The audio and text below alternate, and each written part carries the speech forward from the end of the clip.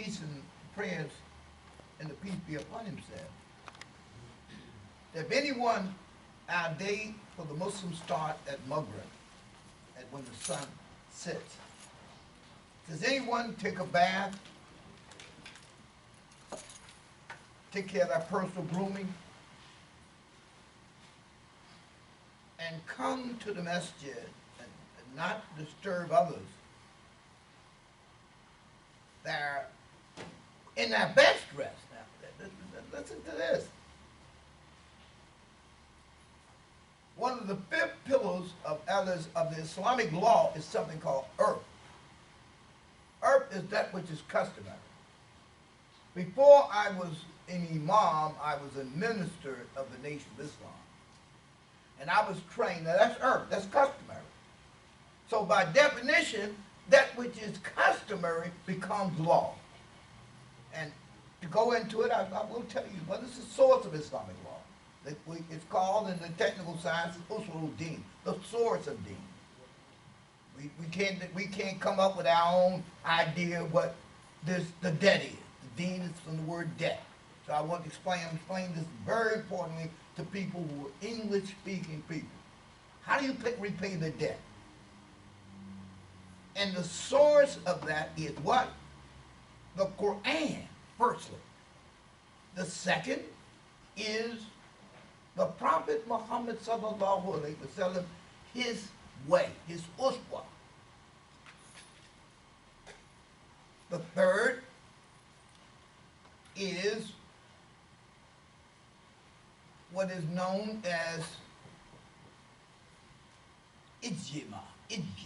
Ijma, it means the consensus of the learned, not the ulama. I know they say that later.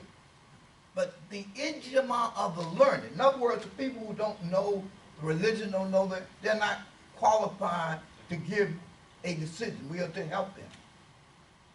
And the fourth source is something called qiyas, by logical deduction, the logic, the reasoning behind those other first 3 sources. And the fifth is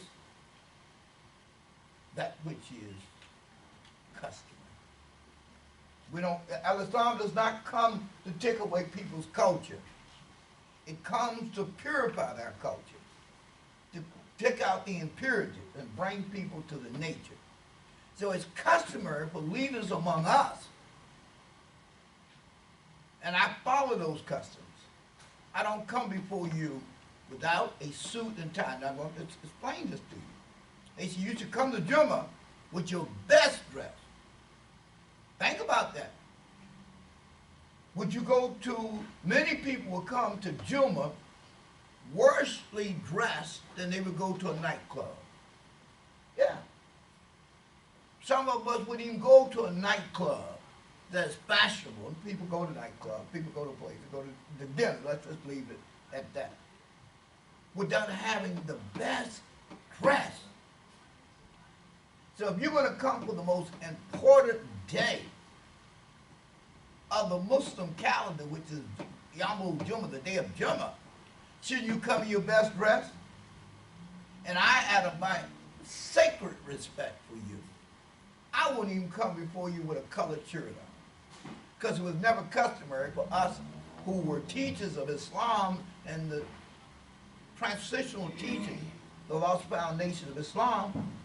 They said don't even come with it. You come to teach the people with a white shirt.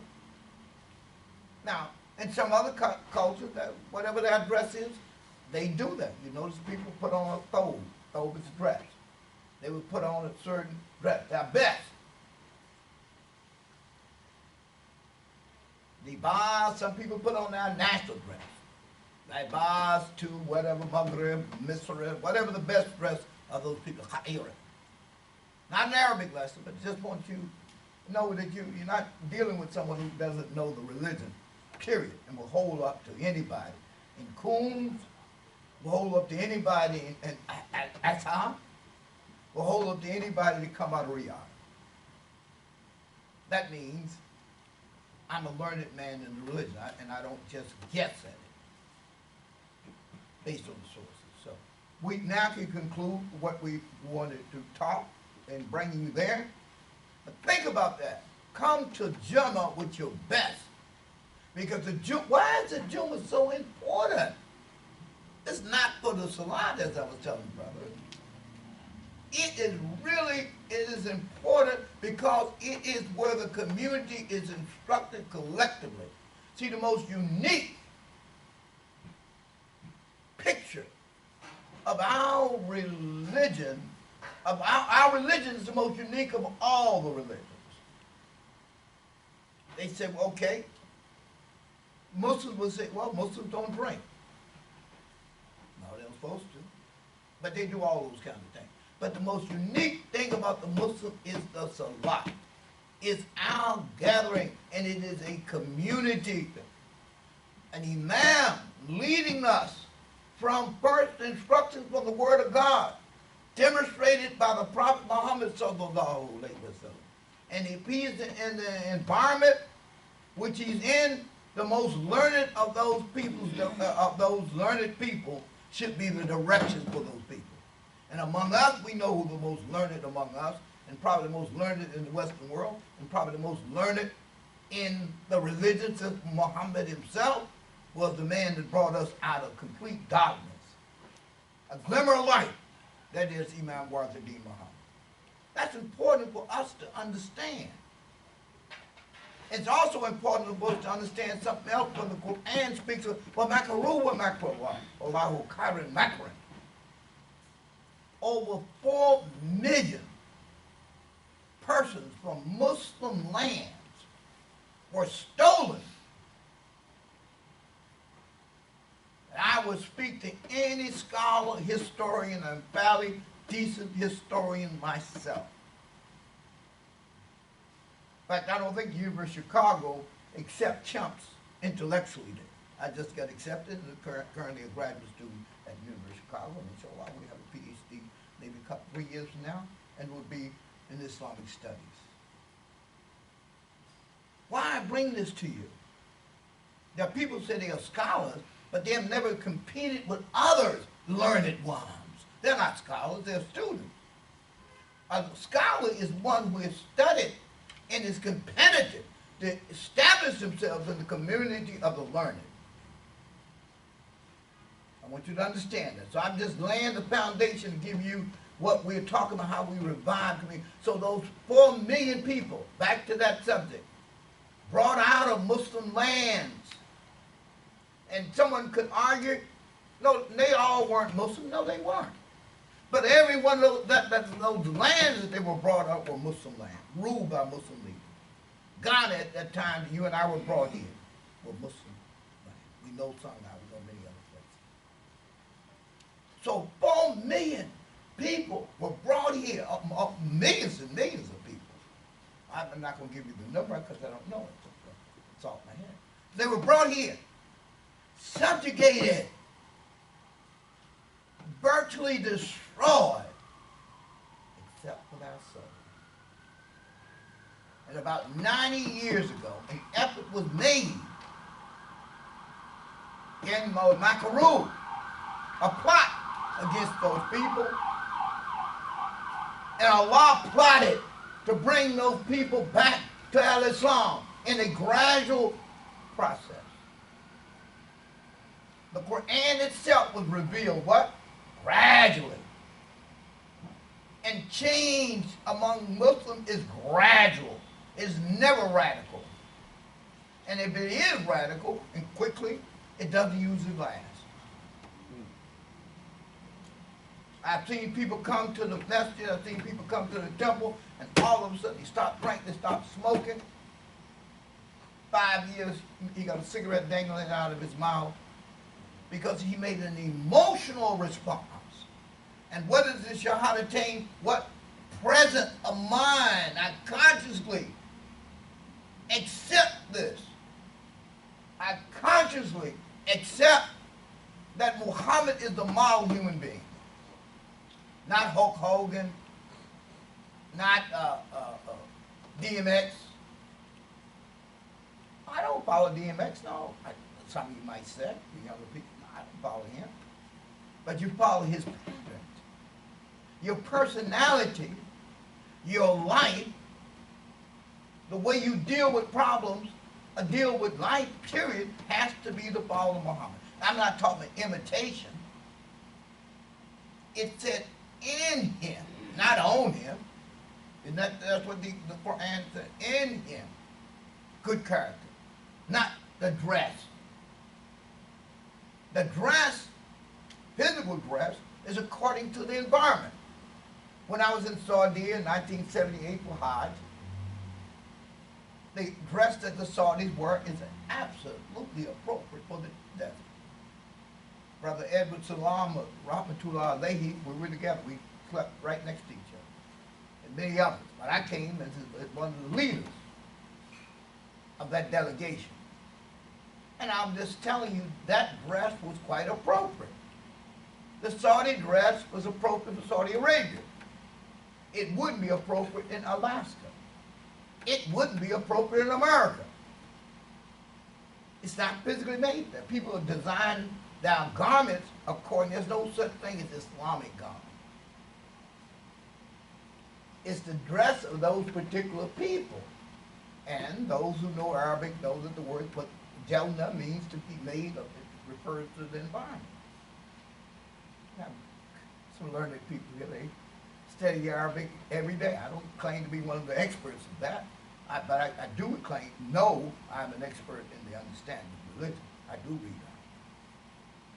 Quran. I tell somebody, I said, do you speak Arabic? Not really. I understand a lot of it, and I try to learn it, because I don't have occasion to talk to Arabs. But I want to understand and read what Allah says in the Quran. But having read that, then I want to live as much as possible for what that book obligates me to. And that book obligates me to be a social being. Innal insana. Who is the insana? Not the Basharan. There are many other names for man. Man, the male always called the Rajulan. Right? So it's not, but the insan is the highly evolved social creature that Allah wants. You can be a fool if you want to. Allah give you that choice. That's what we have, is free will. But the highly evolved social creature. And who was the most evolved social creature, and still is? Muhammad. He was the most evolved social creature before he had revelation. For after all, well, he was such a trustworthy, honorable, noble person that never believed in the pagan idea. And Arabia was just, I think, 366 different gods. People go to the Kaaba to fornicate, to have a good time. Muhammad, there were Christians there, there were Jews there. He paid no attention to any of them. And he didn't have a mother or father.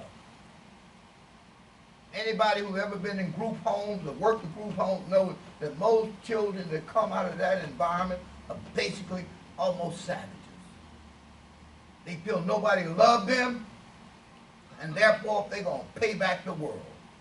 I think we just had an incident, I don't know whether that child that allegedly shot that person, but that person had that kind, we call it the feral instinct, like a wild person.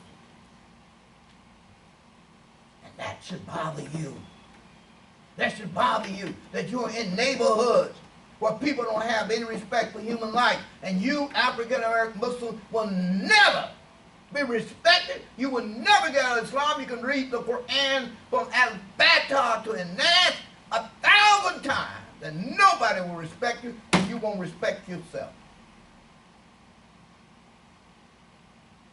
None of you will believe until you have what I have brought you, and what Muhammad brought, a pure heart. The Bible said, none but the pure in heart shall see God. You will not see the plan of Allah until you are pure. And what did Muhammad have firstly?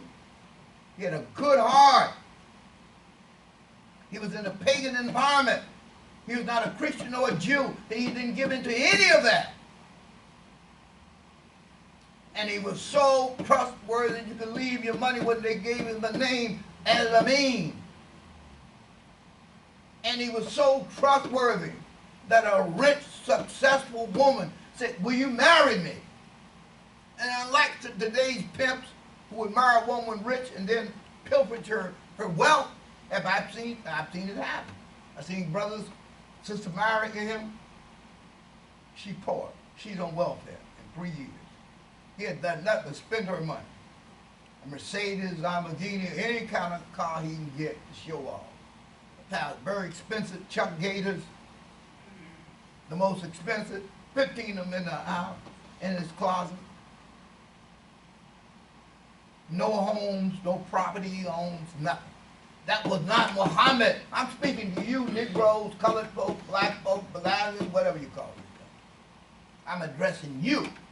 I'm addressing you and I'm addressing the world. Because today, right now, we have somebody in prison in Ecuador, Muslim, for a false charge. He's listening to this khutbah in a prison there. So I'm addressing them, and I'm sure I hope his cellmates are listening to me.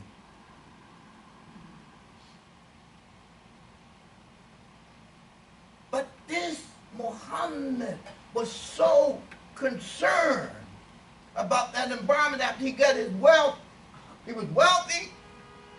He joined a group called the League for Justice. No, first the group he joined was the Hunapa. The word Hadi comes from that word. What were they about? To improve their human nature. How to get the human nature to be better. And it wasn't just satisfied as some people are to go into secret quarters and dicker their life away.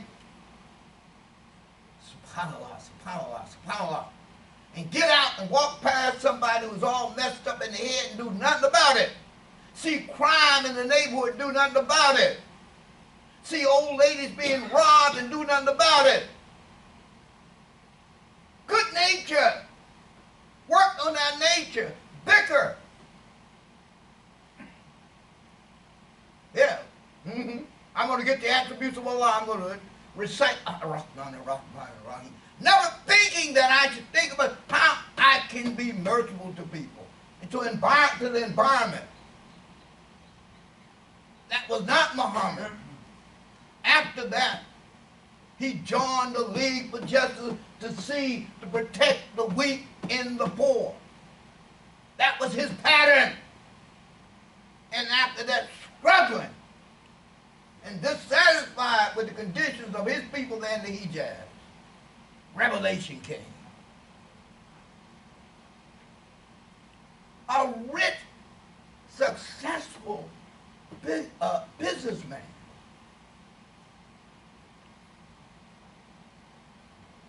again, a rich, successful businessman who wasn't satisfied to be rich but wanted to work to improve his nature. Not satisfied just to improve his nature, wanted to improve the society. That's what you have to witness. You witnessing, you said Muhammad Rasulullah. You have to bring that in. I don't give 2 cents for a conversion of somebody stand up and say, oh, I'm a Muslim, and they don't understand what they've gotten into. I was giving someone the Shahadatain, and I said, you know what? You have to denounce Jesus. But she said, I can't do that. I said, we can't go further. And I wasn't trying to impose a religion on her. Later on, I heard that she did become a Muslim. But that's not my business. It's not my business to, as I was across the street talking to the municipal officials, they have an Italian American Day, I said, you know what? If after y'all finish y'all sermon, you can come across the street and hear me preach. Oh, you preach? Mubashir. One who brings good news. Bearer of good news. Yes. This book, this religion is for who? For whom? Linas. That's why we're on Facebook Live to reach the people. And I hope next month when we come here, we said we're going to give $100 reward out of my pocket Now, some of y'all know I've been broke, but a brother told me he'll give it out of his best pocket. He said, Imam, you do it. I have people that just because of the work I do, they give me money. Sometimes I get broke, I ask you for money. Because what it says, what is zakat for? For those who ask and those who don't ask. And I ain't got no shame in my game. I said, hey brother, I'm broke. Need some money. Why? Because that's al-Islam. And they say, is a debtor be what, pressed? Ask them. Somebody asked me for some money and he said, I can give it back to you next week. But I wouldn't have loaned him the money that I didn't have. You know, I couldn't afford it, so I loaned it to him. He was pressed. Hey, brother, well, when you get it. That's al-Islam. Born al-Islam al-Kamsa. We got to understand, we got to learn this religion as it is, not how we imagine it, but not with a street mind, not with a street hustler's mind, but the mind of a Muslim who surrendered with God. Yes. I was here at the masjid one day. I think you all gave me something. And I got a request from somebody to bury the dead. Now you know what the street mind told me. Now you better keep that money. But sadaqah, the heart, it's the heart, said give that, and that was $80. I gave it. Trust Allah. Because here's what happened. I want you to understand that. Now if I had given 85, it wouldn't have been acceptable. If I had given 60, it wouldn't have been acceptable.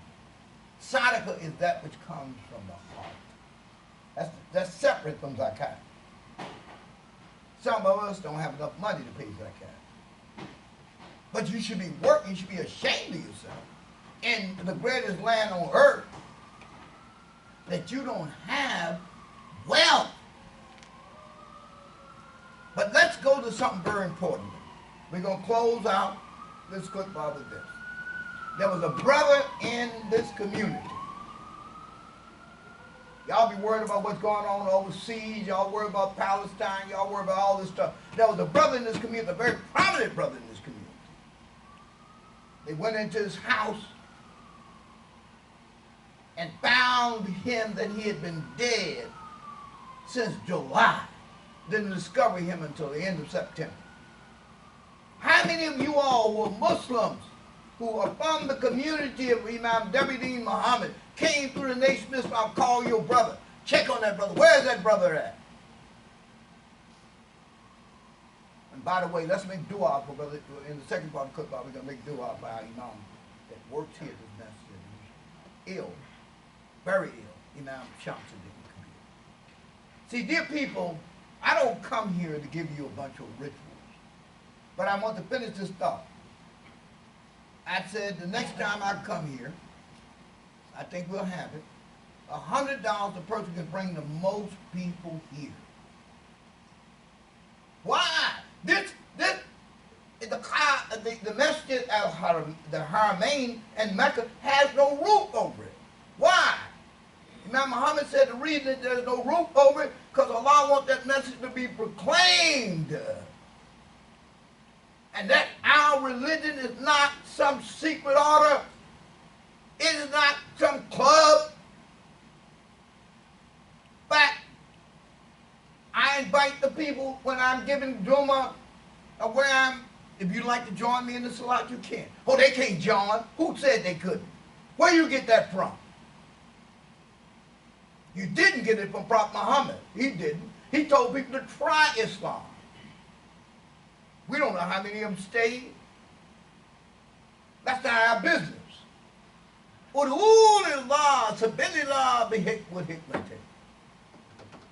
Invite all to the way of God. Yes, the sheriff was over there. I said, oh, come over and help me preach. I think you need some of this teaching. Not just because you're the sheriff. In fact, I need to first explain to you what your name means. Sharif, protector. How many of you explain to your neighbors what you are in their own language? Or do you hide behind al-Islam to exhibit your anger at America? You haven't taken advantage of the opportunity in America. Remember, al-Islam It's based on what? 5, think of your 5 senses, but it should mean that you are sensitive. And I want to propose real quickly to you all that the community that we live in, the African-American community, was much better when we were on the streets. I have been a 23-year-old young man, teaching door to door with the Muhammad Speaks newspaper, not having a clear understanding of Islam, but certainly have the clear appreciation for my duty to my people. And I've had grown people say, we were having a big argument. We were going to wait until you come to settle our dispute. Isn't that what happened with Prophet Muhammad? And that's what we got out of the Nation of Islam. You're going to throw that away. You're not concerned about the violence. You're not concerned about the poverty in the land of plenty. Instead, you spend your time beating down a politician, beating down somebody. Come to Islam. Come alive. Higher. As-salat. What is the salat? I was asking a brother a few minutes ago. What is the salat? He says the movement. No. If it were the movement, I come here and the Imam has recited the Quran and we go into ruku, you have missed that unit. It is the recitation of the Quran. When you fall, it's all over, right? That's another reason. I don't have time to explain that. But it's the Quran that you're reciting. And what is the Quran? It's guidance on how to live. After the second part of the then, what does the Imam, the Muezzin call you to? High it up loud. Get rich. And as I was telling one of the rappers, get rich, don't follow 50 cents. Get rich and live to testify to make the world a better place. We need to get back into these streets with products. And it'll change the very plight of our community. Those of you who worry about what's going on in Palestine, Kashmir, you can't do a damn thing about it. Worry about what's going on in your neighborhood and with your family. Worry about showing material wealth to the people. Vis-a-vis Allah. Not to be a show-off. Not to get rich, but to help society. The best of you is most useful. Isn't that right? That's the best of you. The best of you is who learn the Quran and teach it to others. That's another one. But what is the Quran? A successful man following the book. Remember this about Muhammad. Before Revelation, he was already a good man. Don't watch his watch. I got the watch. I got the time. I got it. I'm going to get you out of here. You probably ain't got nothing to do anyway. When you come to the Jumu'ah, don't disrupt yourself. Don't come here trying to judge or figure something out. Come because you don't know where Allah will give you. And you, all of us, you need it, including the one who's speaking. So I'm here to get the khutbah too. Why am I here to get it? Because I need guidance. Allah only used me at this point for that, but I'm here to be guided. The person who follows is no better than the person that leads. But when that person stands in the road here, they are standing in the place of the Prophet Muhammad sallallahu alaihi wasallam. So dear people, let's wake up. Let's smell the proverbial coffee. And let's get busy to establish Al-Islam in the neighborhoods in which you live in. Give a cheer.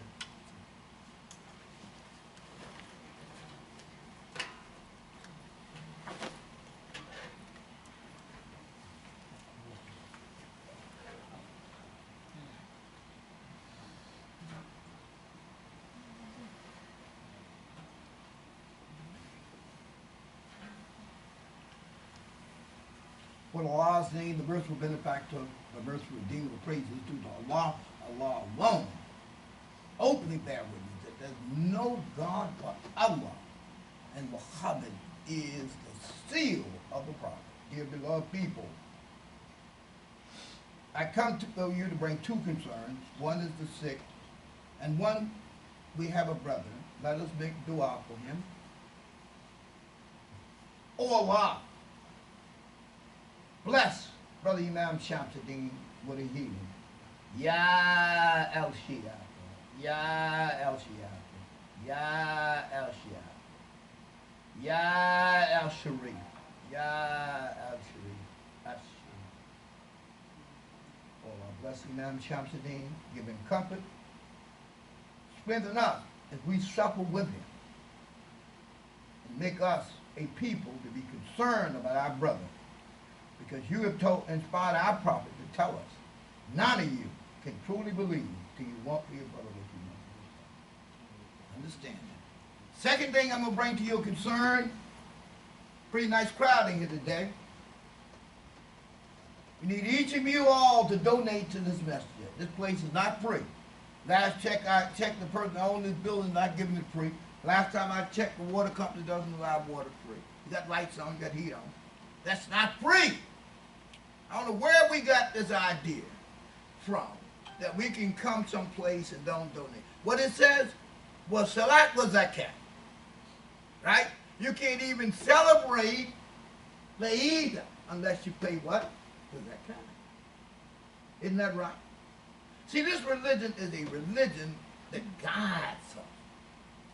And you should think on it, not be a ritualistic freak who make rituals and moves that, don't know what you're doing, don't think about what you're doing, don't go to the learned. No, I'm teaching you from the religion of not the one who's given the Mufassirin. I'm giving you the religion that's been given to us by one who's been blessed by Allah, Imam Alfred Muhammad. Allah said, as I was telling the brother earlier, Allama lam yulam. Huh? That's what Allah said. He will teach you that which you knew not. Allama bil khalam. It is Allah, this community that came through the nation of Islam. I've seen many of my brothers who came through the nation of Islam was mentally defective. They couldn't make the transition. Allah knows better. And then I also know those who know the truth more than you and I do, who are hypocrites and liars.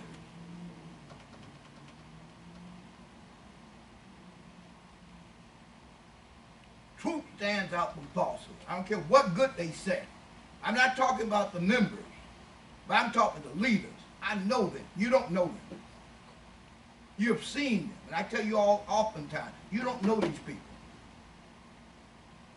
I know them. The prophet said you don't know a person unless you live with them, work with them, and travel with them. And I know the leaders in religion, period.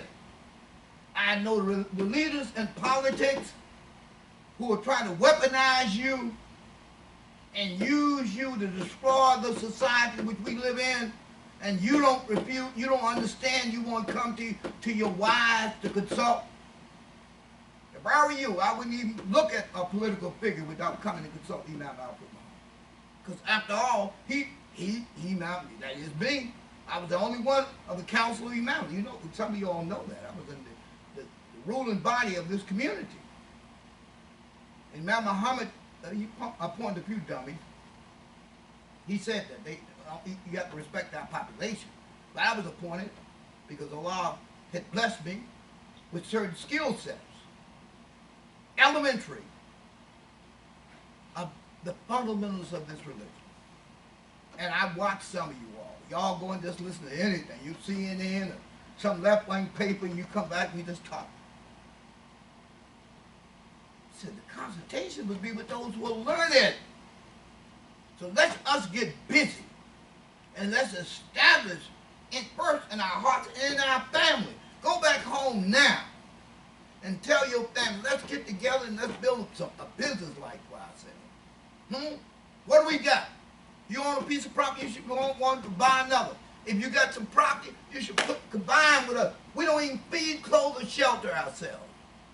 You should be ashamed of yourselves. Ashamed of yourself. Coming out of the rich nation of Islam, which was only a concept, not the right concept. The right concept. They had the concept. Conceptualization of life was correct. But the perception was wrong. I repeat, the concept of living life on earth was right, but the perception was and is wrong. God can never be a man. God did not create two creations. These are fundamental concepts. I am a little overcome. I'm going to ask the resident imam leaders and Salat. I told you, since I love you dearly and respect you, you honorable and noble people, here is one of the only messages I will lead the Salat, because I register your support. I don't lead people in Salat that ain't going to get up and do something. That would make me a hypocrite. And I don't go, I'm going to be honest, I don't even go in most messages to lead Salat. I'm not here to get people drunk on rituals. I'm here to wake people up. I'm here to follow what the Quran, what the Adhan said. Come alive to the Quran, Salat. Come alive to cultivation, to open up businesses and schools and cultural centers. And when you leave here, shake hands with somebody, find out how you can get with somebody. Turkey was revived because after the Jumuah they got together and they decided they're going to be industrial people, and they brought that country back to Islam. Turkey was not an Islamic country. The people there were Muslim, but the government was not. But they worked and strategized. And we work hard here in America. The people in America will come to Al-Islam. I know it. Because I have students that follow me. You may not see them, but there are many of them. Thank you. All right, we good. And whoever the brother who do security, I need to get back. I got a 2:30 meeting right away. Thank you. Imam? Yes, sir. Yes, sir. Dear people, remember, reach in your pocket, you slide that bank account, and donate generously, whatever Allah put in your heart. Thank you. Thank you.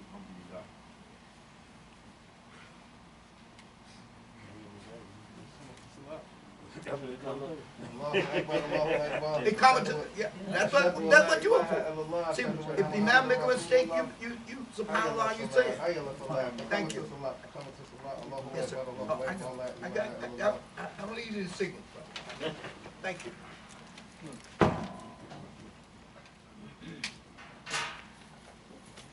Takbir. Allahu Akbar. Alhamdulillah. Allahu Akbar. Thank Imam Alfred for the Yom Jumuah. We thank Allah subhanahu wa ta'ala for all of you.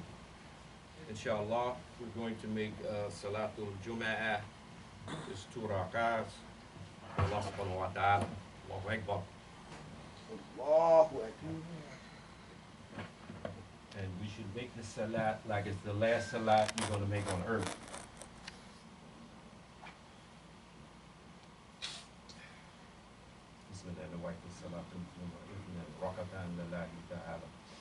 Allahu Akbar. أعوذ بالله من الشيطان الرجيم. بسم الله الرحمن الرحيم.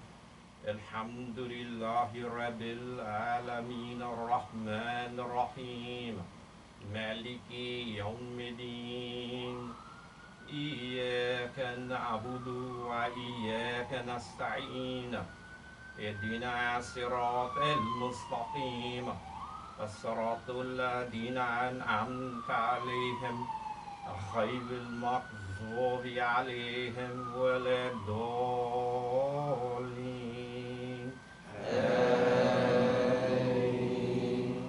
بسم الله الرحمن الرحيم والعصر إن الإنسان لفي خسر إلا الذين آمنوا وآمنوا صلحت وتواصل بالحق وتواصل بالصبر.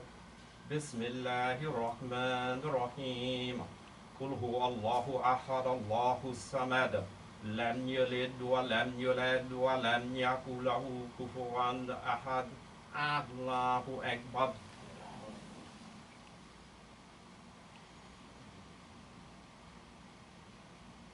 سمع الله لمن حمدان.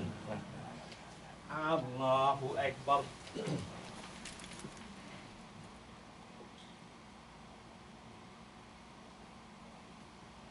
Allahu Akbar.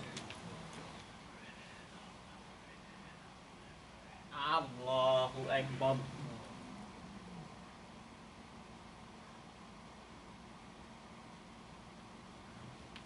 Allahu Akbar. Bismillahirrahmanirrahim. Alhamdulillahi Rabbil Alameen. Ar-Rahmanir-Rahim. Maliki Yawmiddin. Iyyaka na'budu wa iyyaka nasta'in. Ihdina siratal mustaqim.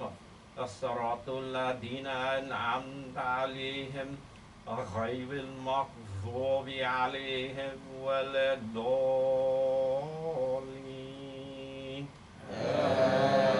آمين. بسم الله الرحمن الرحيم. القارية ما القارية وما أدراك ما القارية يوم يكون الناس كفرش المنتو وتكون جبال كالإفن المنفوش. الله أكبر.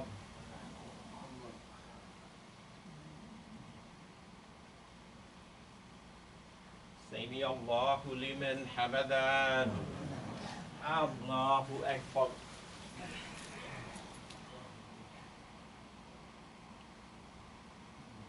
الله أكبر. الله أكبر.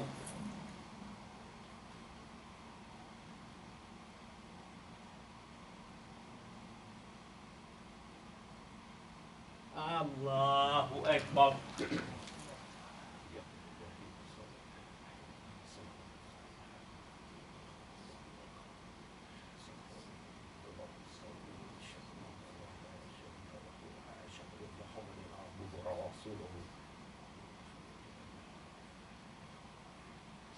السلام عليكم ورحمة الله. السلام عليكم ورحمة الله. السلام عليكم ورحمة الله. السلام عليكم ورحمة الله. ربنا آتنا في الدنيا حسنة وفي الآخرة حسنة وقنا عذاب النار. قالوا ربنا أفرغ علينا صبرا وصبر أقدامنا وانصرنا على القوم الكافرين. الفاتحة everybody. بسم الله الرحمن الرحيم. الحمد لله رب العالمين. الرحمن الرحيم. مالك يوم الدين. إياك نعبد وإياك نستعين. اهدنا الصراط المستقيم. صراط الذين أنعمت عليهم غير المغضوب عليهم ولا الضالين. آمين. تكبير. الله أكبر. الله أكبر.